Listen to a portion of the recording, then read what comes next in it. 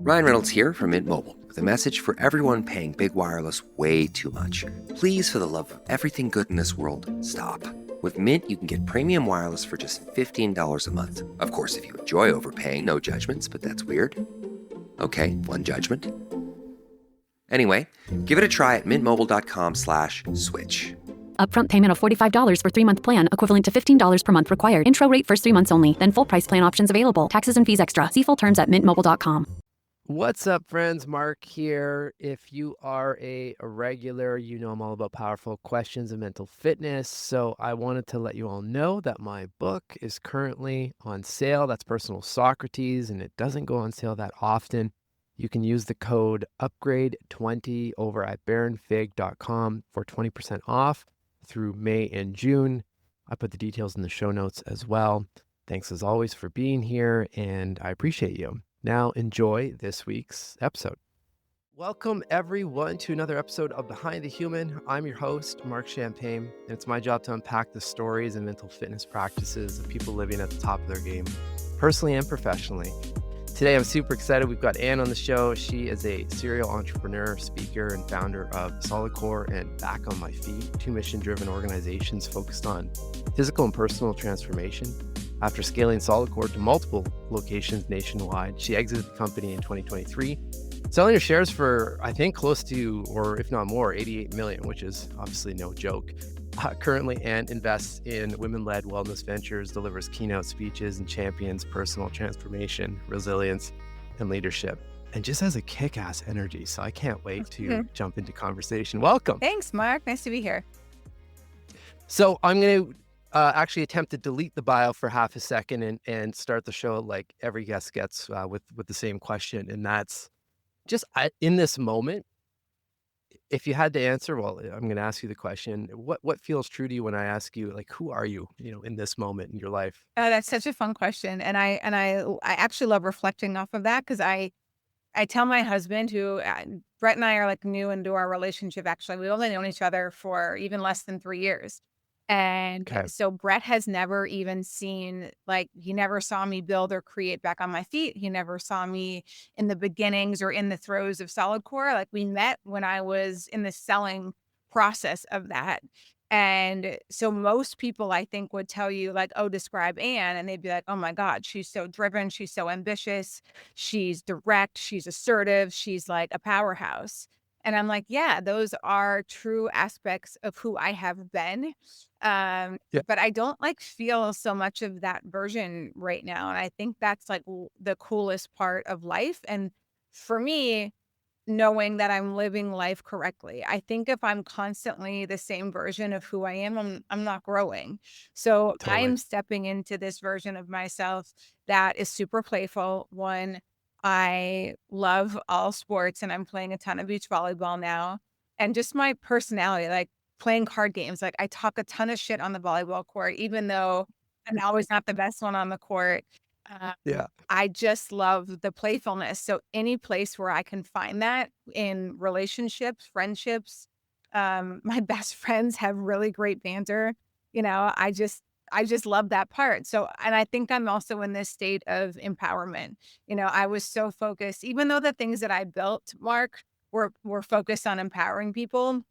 I was also building my own career and, building up my reputation as an entrepreneur. And now I'm really focused on helping people achieve their goals, their ambitions, and understanding what they are capable of. Like I've always thought that I was capable of big things.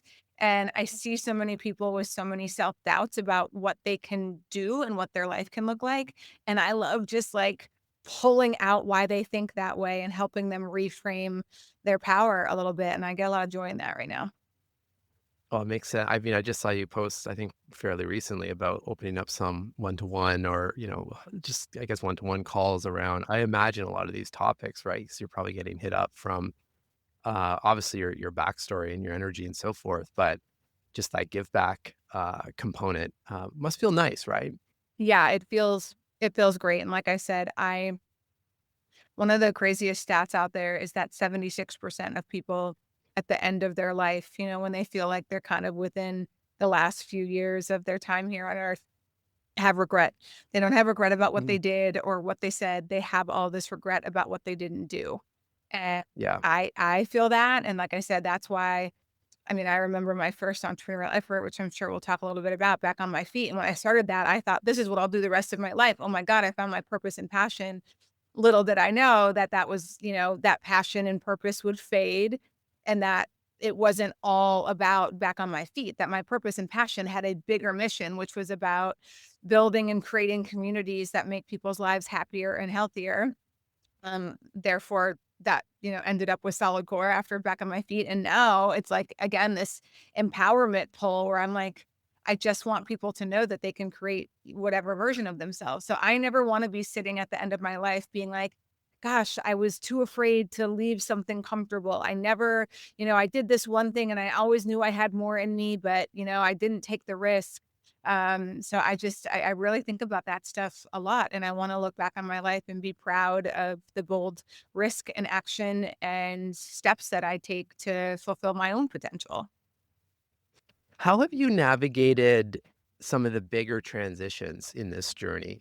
From the two businesses, of course, there's the exit and so forth. Because like I've had many people, I think, especially entrepreneurs, have had experiences where there's been shifts, and it's like it's hard not to get your identity caught up Totally. in the businesses that you're building, and especially if they fail or like whenever there's a clear cut, like that's when it becomes really tough, Mhm. obviously, if you're too wrapped up. But it sounds like from what you've already shared that there's like the higher empowerment vibe with everything that you've been doing, that you're a little bit more attached to that than maybe the specific offering or business or so forth. Or maybe not. How have you navigated those moments? Yeah, great question. And I think that question is so applicable for all of us as we think about things that we've had to let go of in order to step into a new version of ourselves. And, Mark, it's Mm, interesting when I speak, I most of the times in the beginning 5 or 10 minutes ask the crowd, how many of you in here are prioritizing growth? How many of you think that growth is a top value of yours? And frankly, most of the crowd, like high 90+% raises their hand. But when you think about what growth actually is, it's letting go and it's stepping yeah. into the unknown. And a lot of people don't do that. And repeat. And And right, and repeat. right. We like search for the comforts and like as soon as things feel good, we end up staying there for a really long time. And I feel like I'm susceptible, we're all susceptible to that, because the messages we get are like build the life that creates all of these things. And once you get there, it's sort of a little bit of contentment. And I think like complacency and contentment are two different things and they're really fine lines. So making sure that we don't find a place where we're just like, it's good enough and I'm not growing and not getting better. But I'll tell you, when I was leaving back on my feet, my identity was more tied to back on my feet than I think solid core because one, I was so young. And Yeah. two, back on my feet was a really personal mission for me. So for those who don't know what that is, I started this nonprofit that uses running to help the homeless change the way they see themselves so they can change the direction of their life. And it all stemmed from the relationship with my dad, who is an addict. And I used running to kind of make sense of my dad's addictions and give me something to do while I was trying to figure out, why he was going through all of that. And so it made my personal life make a lot of sense. I fueled all of my pain for 10 years into helping people who I, found in similar situations that my dad was in, because I do think my dad would have ended up in a homeless shelter if it wasn't for marrying my mom. And now I'm fully transparent about this and he knows that, but I fully support my dad, financially. So there, but for the grace of God, go I, right? A lot of people end up in Yeah. circumstances based off of the support that is around them and the environment that they're in. So doing that for 6.5 years, and then moving on to solid core, I'll tell you, if I didn't have solid core after that and know that that was my next thing, I think it would have been a really, really difficult transition for me. And I say that because I know after I didn't have, kind of this like I know exactly what I want to do after solid core.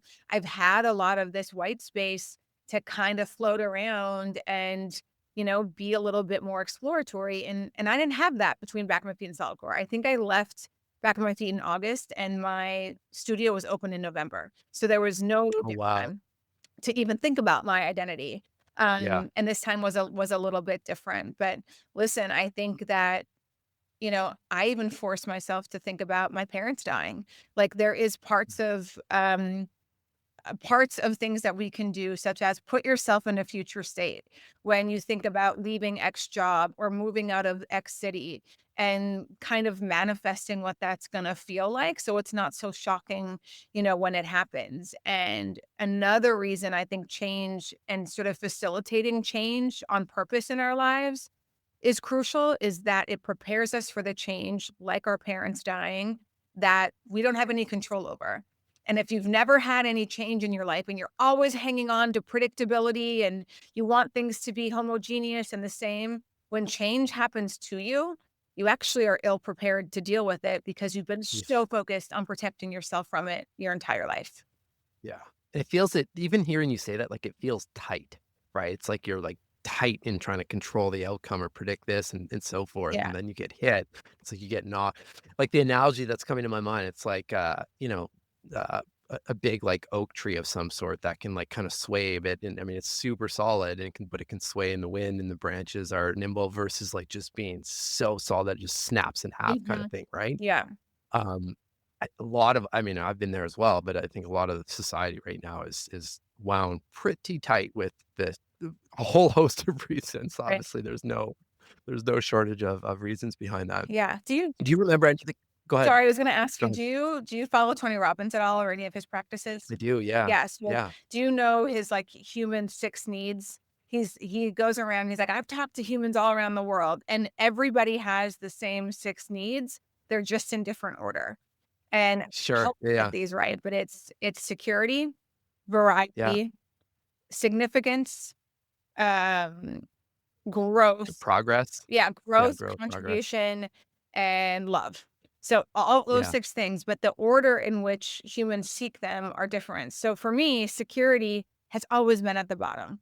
I've never, even though I'm super secure now financially, it's why I take so many risks in my life because I never needed it. I was so focused on, like, contribution and growth.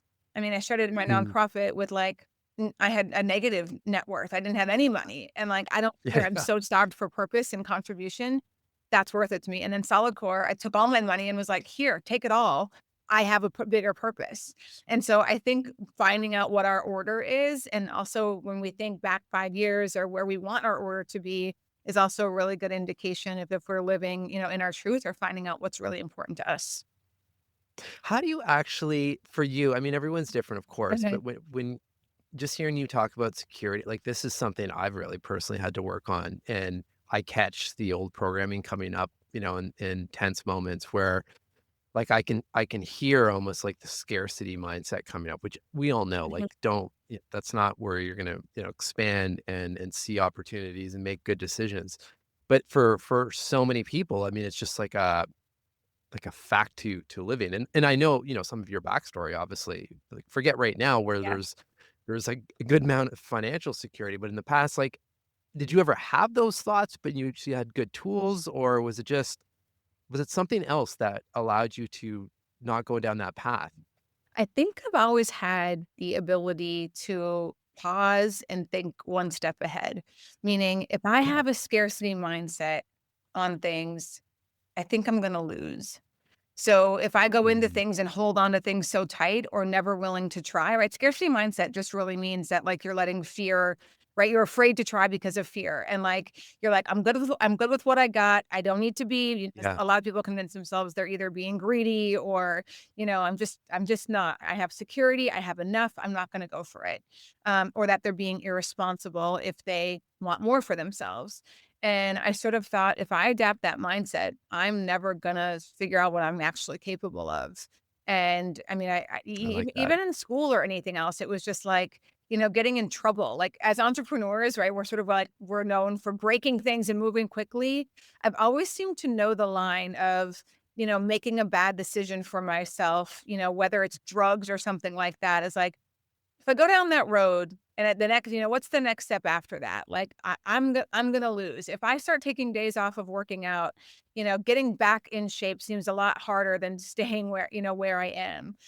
So it's that Yeah. critical thinking of, and I've always sort of adapted this mindset, Mark, of I try to make decisions that are good for me today and also good for me tomorrow. If we make too many Yeah. decisions for ourselves that just satisfy our impulses in the moment but are bad for us tomorrow, there's a compounding effect to that, and then I think you end up, 10 years down your road with you're unhealthy, you've made Mhm. poor decisions, whether that's in relationships or with finance or with business, where if you're always just living for today, I think you're gonna find yourself, in a rough patch down the road for 10 years. You need a little bit of planning. It's such it's such a good question and so accessible and practical on every level. Like you think about that, like you said, your nutrition Mhm. or exercise or business decisions, personal relationship. I mean, if you just take the micro pause to add that like next little layer of, past tomorrow kind of thing in the Mhm. future.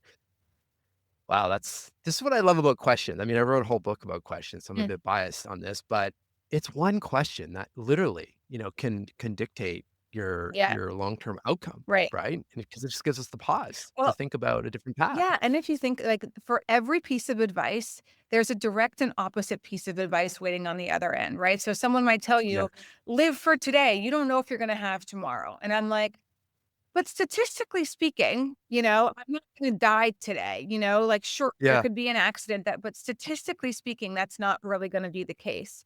So I'm never going to go all in on that mindset of like, if this was my last day on earth, what would I do? I'd probably behave very differently than if it wasn't. So I really Yeah. think you have to figure out what your values are, what kind of person you want to be, what's important to you. Some people don't give a shit about legacy. Some people don't give a shit about, living beyond tomorrow. It's just like I'm gonna milk it. You know what I mean? Like I'm not here to tell Yeah. somebody that, but I'm here for the same as you said, at least ask the question. What's important and Yeah. what are your priorities, and are you living in those priorities to make sure your life is as high quality and as happy as it can be based on those priorities and values? Well, and this links really well. I can't remember where I saw you speak about this, but just the notion of playing for a happy ending. I think that Mhm. directly links to, again, giving whatever you're working on or dealing with some intentional thought around what does that look like? Or what's the other line I saw from you? Play a game that you can win, Yeah. right? And just some good questions and mindset principles. Do you have anything else around the happy ending kind of journey that because I know you're using that as well for, like, even present day with what you're Yeah. doing, right? Like, keeping that future mindset. Yeah, I think most people's endings of things are tragic and messy and complicated and full of resent and contempt. That's usually when we Mm, walk away from relationships, and I've done the same thing in yeah, my past, right? It's usually when we quit a job, when we've just had it up to here and I won't take it anymore, and I'm like, it just feels like, why does everything have to end badly if it's going to end? It's like, well, then otherwise it wouldn't end. I'm like, well, couldn't it just be time to go? Think about professional athletes yeah, who overstay their welcome. LeBron James comes yeah, to my mind as he's someone who's probably going to be retiring soon. I'm sure the last thing he wants is to have a season where he's averaging 8 points a game. And everybody just remembers yeah, that last season.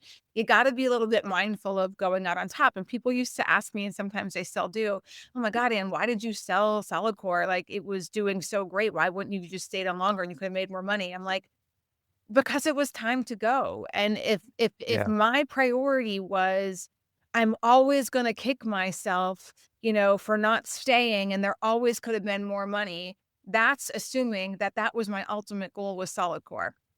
If I did my job right, which I viewed as the founder to say, "I'm going to build a company that's going to outlast me," of course, it's going to be more valuable in the future than when I sold, right? If it was going to yeah, fail and fall apart and, go to its demise, one, I would have be like, God, I didn't do my job. I didn't set that company up for success. And I take that very seriously as any founder, anything that I'm the founder of. Did I do my part? And a lot of mm, times founders get fixated as we talk about identity on building something that revolves around them and that won't work without them. And this is a little yeah, sidebar here, but if that's what you're doing, you're going to have a really hard time exiting your business, selling your business, yeah, session planning. And then all of a sudden, when you're ready for something new, you realize you didn't set any of that stuff up. So with Solid Core, I always had this mission and vision, and I wrote it down from like the very beginning that I wanted to open 100 of these things because 100 was better than 91. It was like I got to the three sort of, three figures, and I wanted to sell it for 100 million, not 90 something million. So you Yeah. mentioned, 88 million. I negotiated another 10 million, after whenever the next transaction would be to get me to the 100 million. And I'm like, that's my Okay. number. And Yeah. Mark, like that wasn't even what my equity was worth. And I Yeah. had so much leverage because of the contracts that I had with private equity. And I'm like, listen, you don't have to do the deal if you don't want to. I don't need to sell right now. But this is my number. And if you can get there, great. And if you can't, no big deal. But I was just really adamant about having that ending for myself, being able to celebrate it, being able to share Yeah. with my employees, and I wasn't gonna take anything less than that. You know what I love about that is it's just I don't wanna say simple because, I mean, there's obviously a lot of work that you did to get to that point, but I mean the simplicity around you picked a couple Yeah, numbers, right? agree. That and like, I think most people on the outside, like, try to overcomplicate all these things, but, like, you had whatever reason those numbers were or whatever meaning they meant to you, doesn't matter, those were your Yeah. numbers, and they were your guiding vision, right? And, like, there you go, you got to the numbers, obviously, there were a bunch of, decisions and actions and so forth to get there, but you set that course, and I love that, Yeah. right? So you have to set the course though, like that's the key. But Mark, think about how much easier things become when you set that course. Like every Yeah. decision I made was in support of that outcome. And if you don't have that clear, specific vision, I mean, this happened all the time at Solid Core, right? People are like, oh my God, Anne, I want a franchise. And I'm like, nope. Nope. Like I had this shield around Yeah. me. And now you could again hear someone make the exact opposite argument of like, well, you should be open to pivot and blah, blah, blah. And I'm like, I never made bad decisions for the business, but I believed in accomplishing that vision. So even in COVID, when, every fitness company was transitioning to digital and online, go back to what you said about a game you can win. I looked around at my team and I said, one, none of us know anything about digital platform marketing, and like our workout isn't going to translate at home. If we try to play that game, I think we're going to lose. So we're not going to Mm. divert all of our efforts and the resources, into doing that. Two, do we believe that in-person fitness is going to come back and that COVID is a moment in time?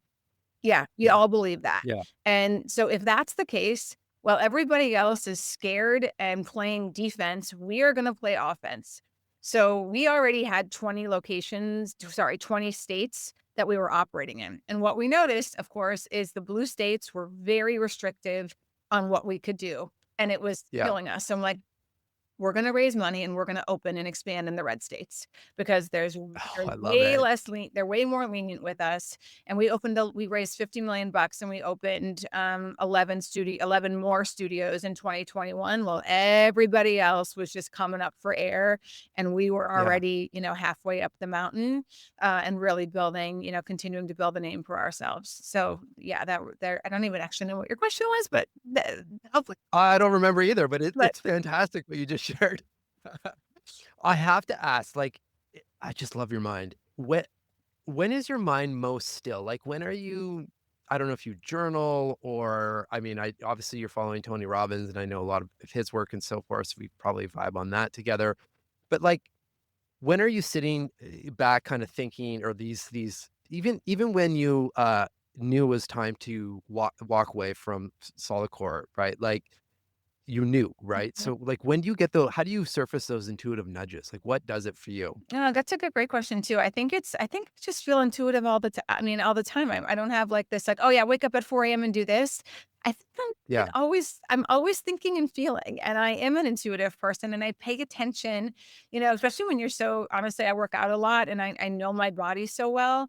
And this will be too Mm. TMI, but when I know something is wrong, like I sweat out of my right armpit. It's like I don't wear deodorant, but I get Really? stress sweat out of my right armpit. And whenever I'm like, something is going on, something is Just off. the right It's armpit. the right one, but like it's the Wow. barometer for like when something Yeah. isn't right, and I got to pay attention to either my energy, how I'm spending my time, something. And so I just know, like, again, Mm. that's a big thing for me, and it can happen at any point of the day. And I kind of stop and pause and be like, let me check in with myself here.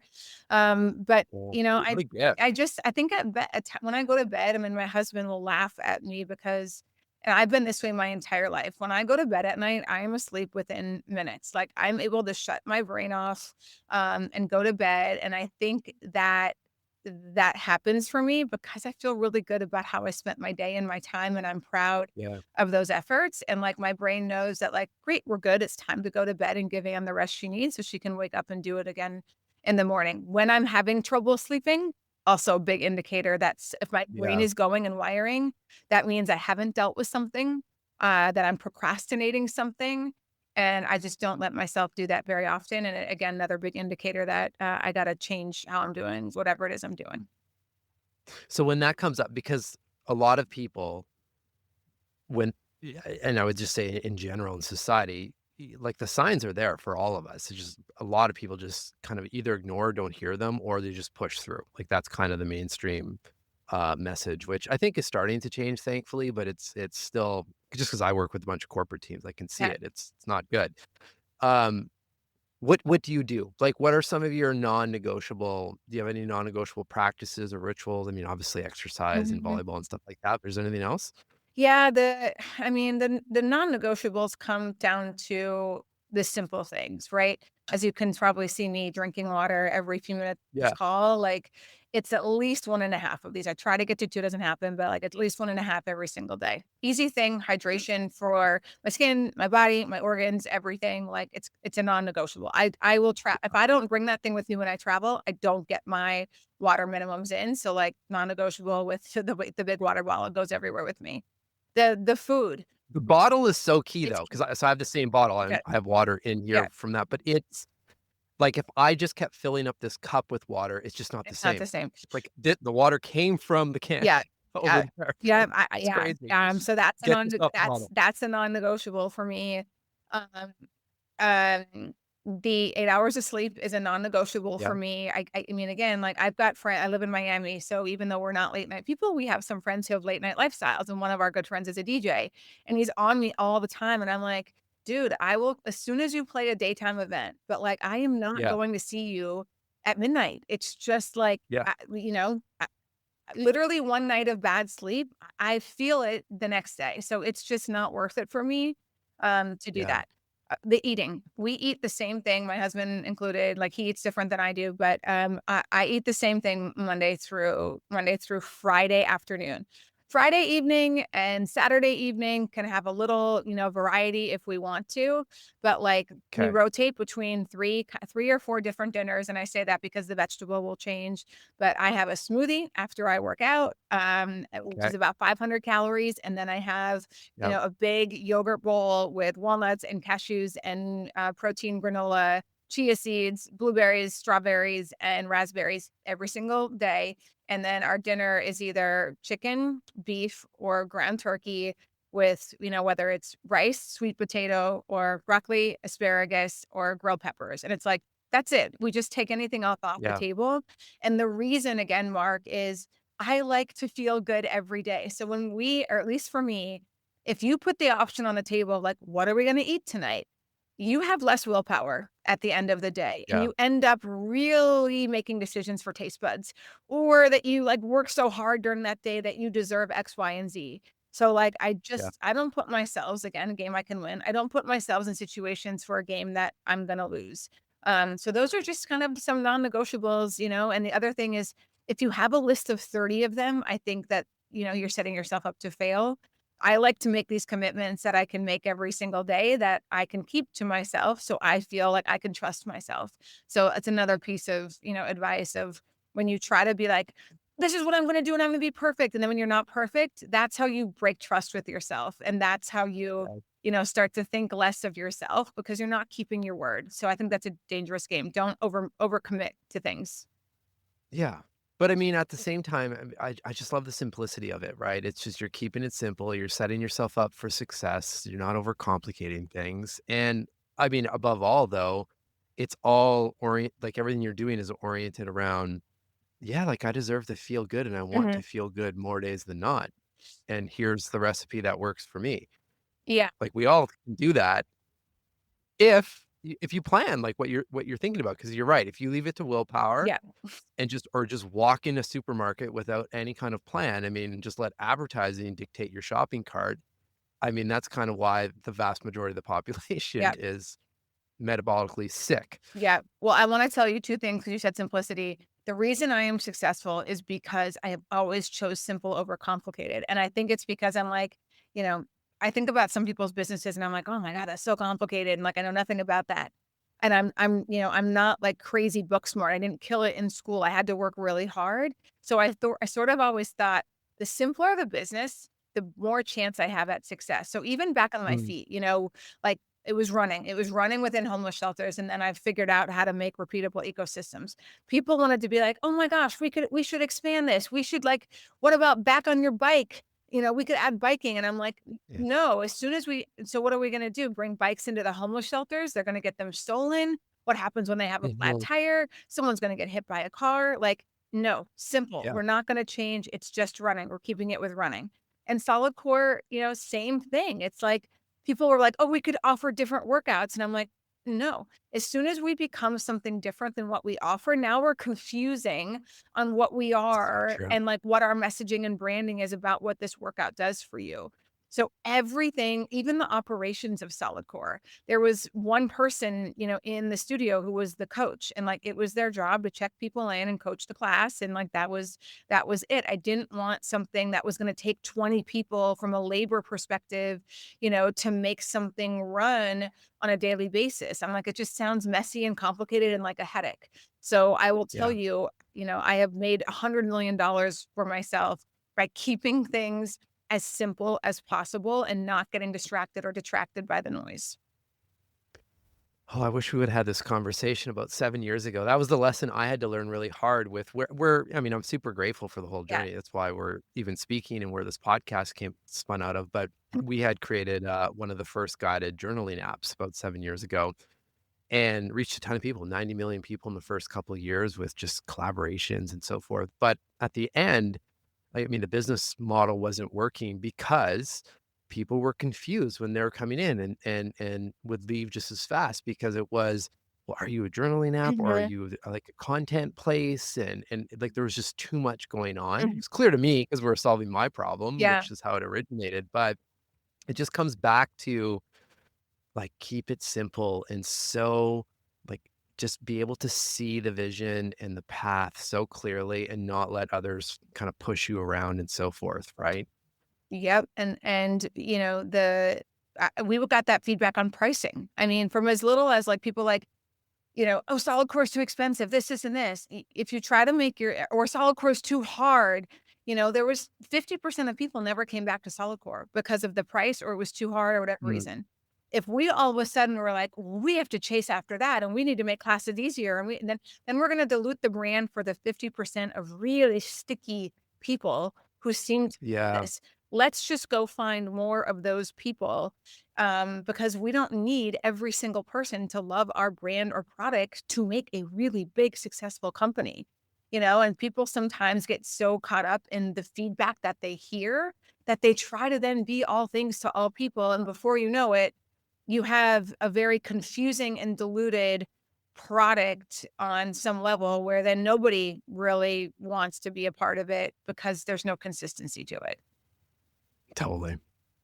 I want to ask you about your current chapter and any, chapters that you're thinking about in your life next. If you had to pick a word to describe where you're at right now, or just if and you were writing a book about this current chapter, what word would be on that chapter heading?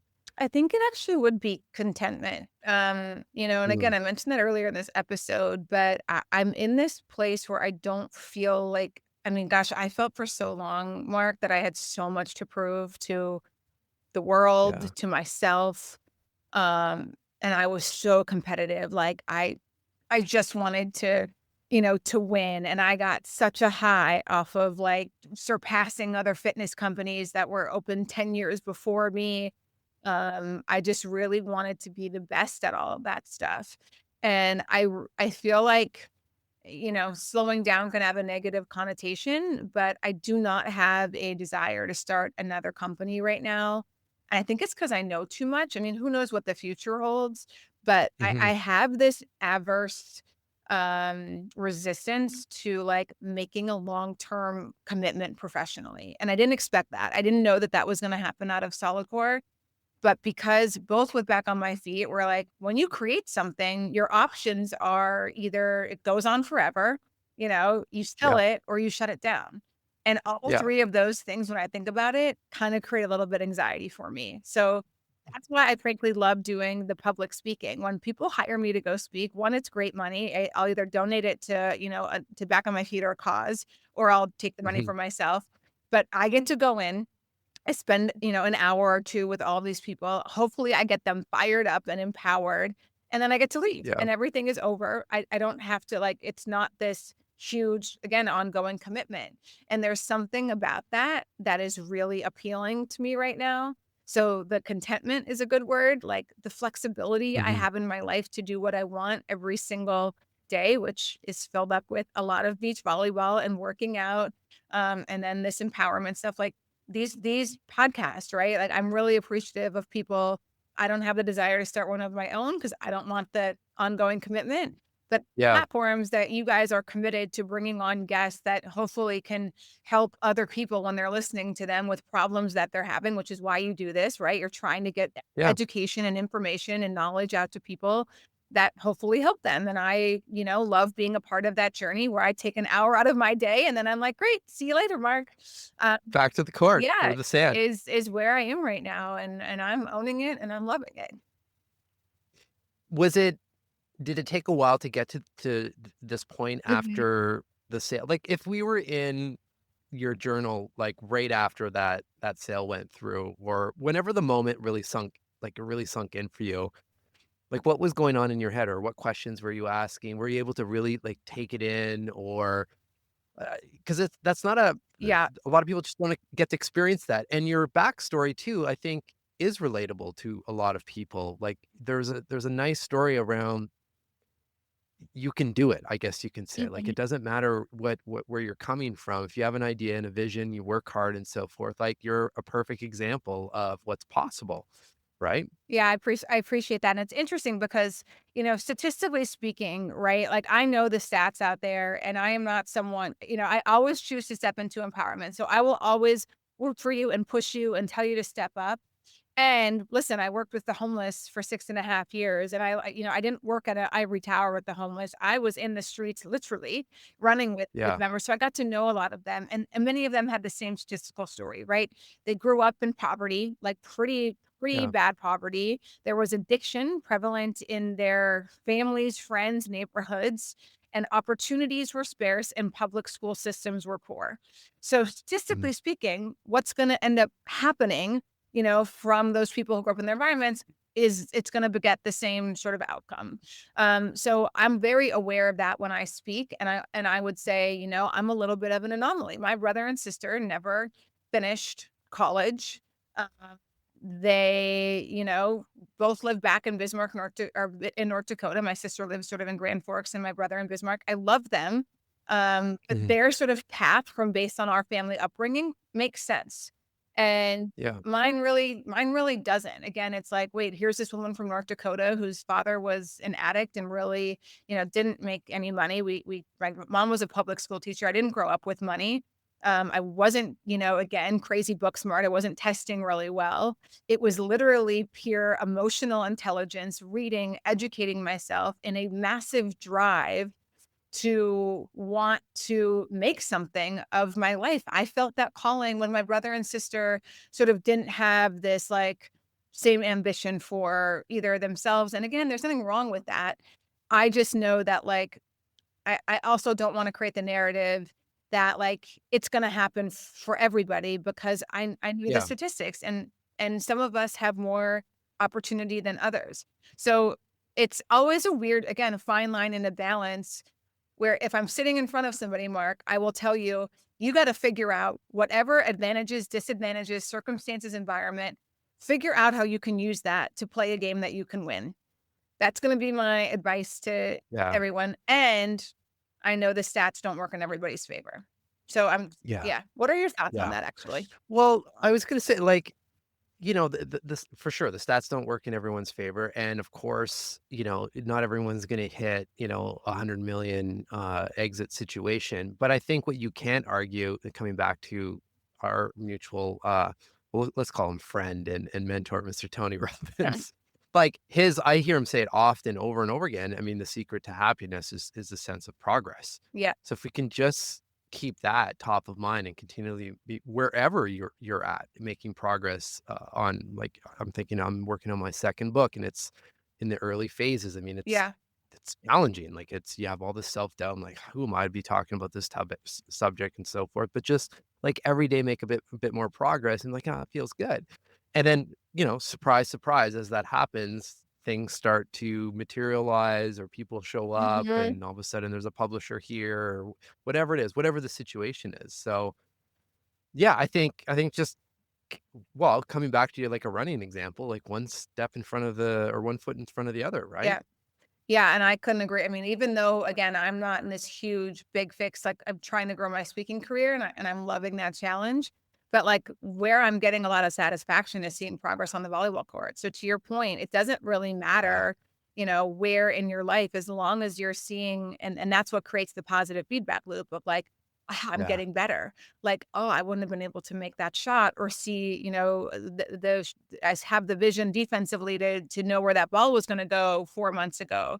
Like, the little progress, makes us feel really good. It makes us feel like we're figuring it out, and I couldn't Yeah. agree more, whether and I don't care where it is in your life, whether it's in the gym, whether it's with your fitness, whether it's learning Spanish, which I'm, doing my Duolingo, Nice. days, but, like, all of that, you're like, "Oh, I know what that means." Like, it feels good.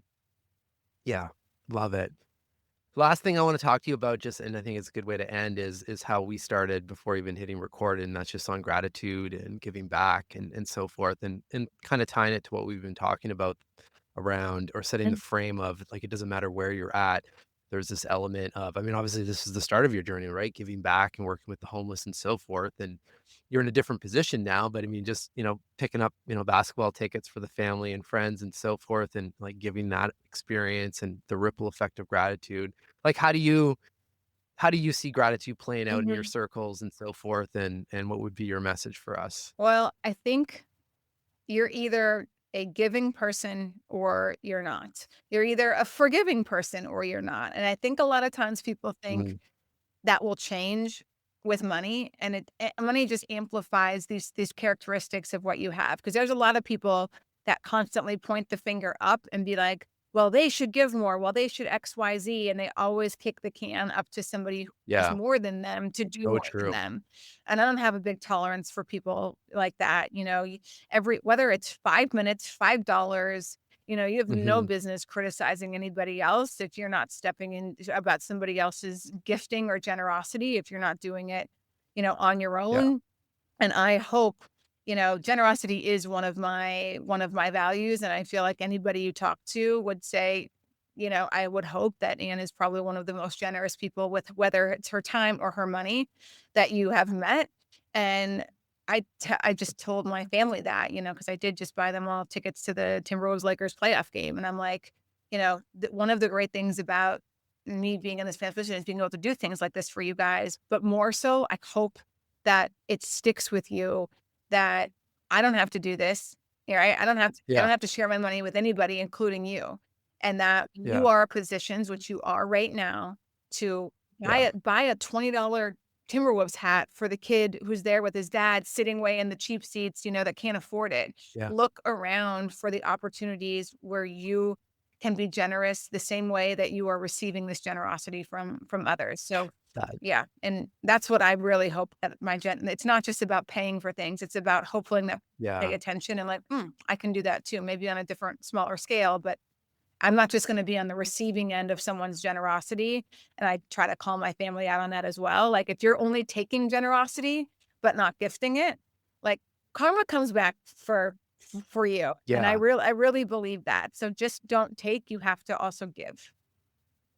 It's just, it's a I love it. I love the ripple effect and the message behind it. And then, I mean, even by all, like, or chemically speaking, I mean, as soon as you deploy any kind of gratitude, right? All the like feel good chemicals like dopamine, serotonin fire. So you feel good. So it's just, and I think you mentioned this before we recorded, like, if we were all doing this to whatever level that we could, I mean, think of where the world would be, right? It would Totally. just be such, not just a happier place, but, like, the innovation, the thought process. Because when you're in a state like, when you're in those kind of mental states, like, that's when you have a different idea or, like, "Wait a second, like, that's the path I need to go down," or, "I should call so and so," and it's just better, and I firmly believe we deserve to feel good most days, Mhm. but most of the planet doesn't, unfortunately, so, I mean, I'm doing as much as I can on this side, having, wonderful people like yourself talk about these topics just to show what's possible, right?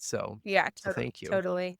It just doesn't take much. So, No. buying someone's cup of coffee, like, look Yeah. at the person behind you or, and when I'm in New York, it's honestly sometimes just even like stop giving somebody money on the street is different than being like, "Hi, how are you? What's your name?" It's the Yeah. moments of we're all so much in a hurry, and I've always found myself feeling better when I just take a minute when I see somebody that maybe suffering or doesn't have the fortunate situation that I do. It's just like, I see you and like, you're a human being and so am I. Beautiful place to end. I want to thank you, of course, for your time and prioritizing this conversation, but a higher thank you for just showing up with the energy that you do each and every day and like the ripple effect of what you're doing and just deploying that and sending the message out, whether it's through a conversation like this, your speaking, your mentorship, and whatever else is about to come. I mean, that's where it becomes exponential for so many people. You can't even measure that. So, and thank you. And And and I feel my heart feels full just being able to share a few minutes with you. Mhm. So, thank you. Well, thanks for creating the platform, Mark, and thanks for the great questions.